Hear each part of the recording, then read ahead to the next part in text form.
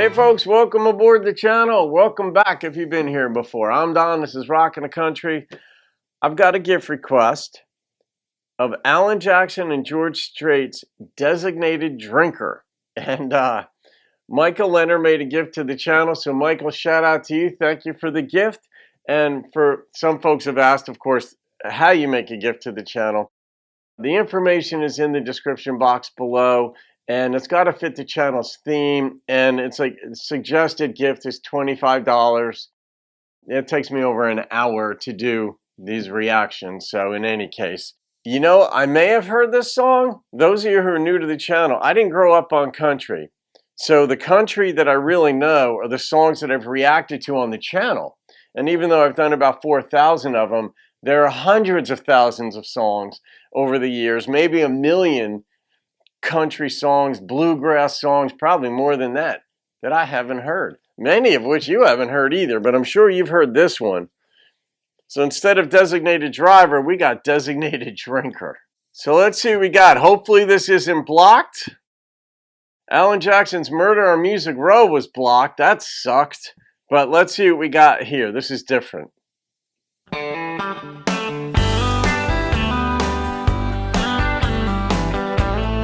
Love that bass. You knew this was going to be good with Alan and George. Here's my keys. I want you to take them. I think I'm gonna need you to get back home. Hold on to my hat. I don't want to lose it. I couldn't stand for something else to be gone. Oh, good line. I'm sure you know the reason I'm here crying. I think you'll understand why tonight. I'm the designated drinker. I just lost the one that wrapped me around her finger. I need to get to where I can't think of her. That won't happen. Tonight, I'm the designated drinker.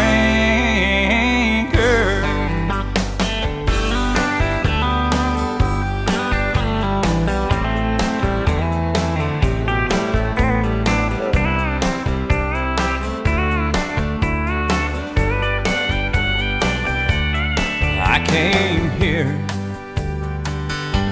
to get you to help me. I need a friend to see me through.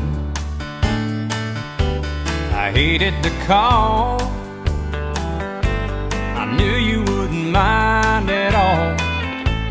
I know you know I'd do the same for you. I'm not the kind that likes to drown my sorrow. I may hate myself tomorrow, but tonight I'm the designated drinker. I just lost the one that wrapped me around her finger. I need to get to where I can't think of her. So tonight, I'm the designated drinker.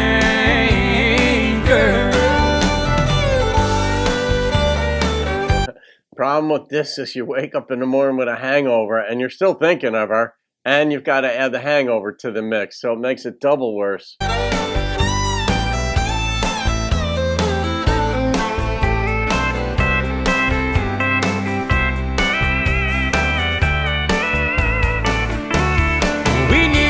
Get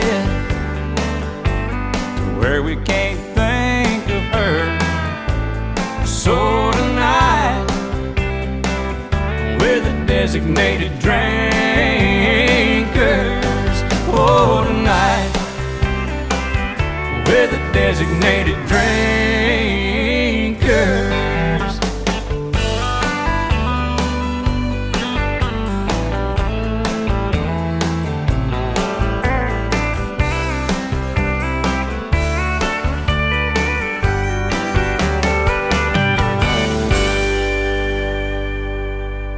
Simple, straightforward, to the point. There was some really good lyricism in there too. It wasn't just that the guy is sad. It's just some of the nuances in there.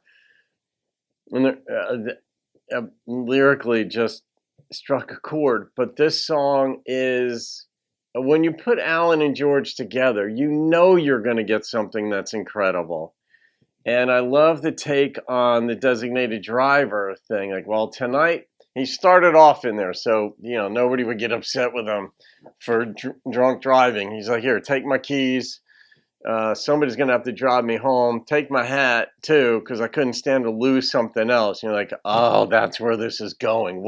That's the nuance of great writing, where you don't really know what the song is about exactly until it gets to that point where it says, take my hat, I couldn't bear to lose something else or stand to lose something else. Then you know this is about a breakup. You're like, oh, he's got to drink her off his mind. That's a common theme in country songs. And it doesn't work, you know. I mean, and I haven't been drunk since college. I mean, I have a glass of wine each day, but I mean, I haven't been drunk since college, literally 40 years ago. So now I'm trying to take myself back. I don't know. I never had a serious breakup back then either. I had a couple of breakups here and there, but not from serious relationships. So I can't even relate to this in that regard. But I like that we don't even know the backstory. We just know he's sad. That lets you bring your life into it.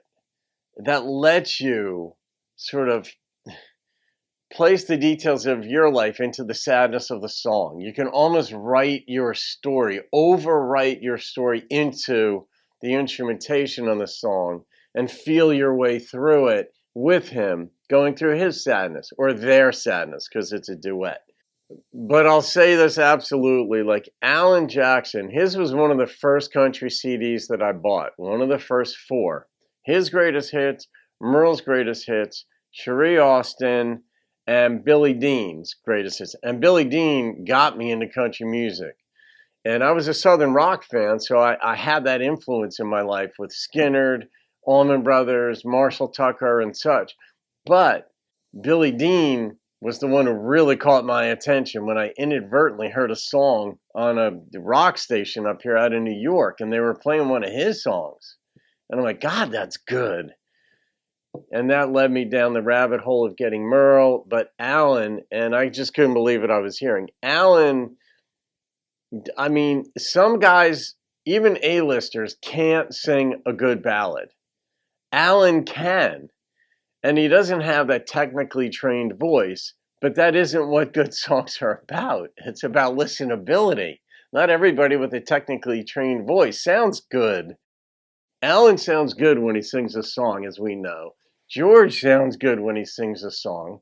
There's just something about them. And I love how they'll work together. Like George is the king of country, 61 or 62 number 1 hits and counting.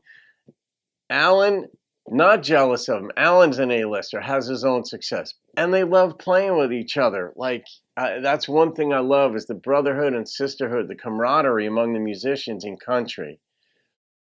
As opposed to the abject competitiveness that takes place maybe in other forms. I'm not sure. But it seems to be, the friendship seems to be more prevalent in country. Maybe that's just an illusion, but or a prejudice I have, but it seems to be that way for me, and it's evident in this song.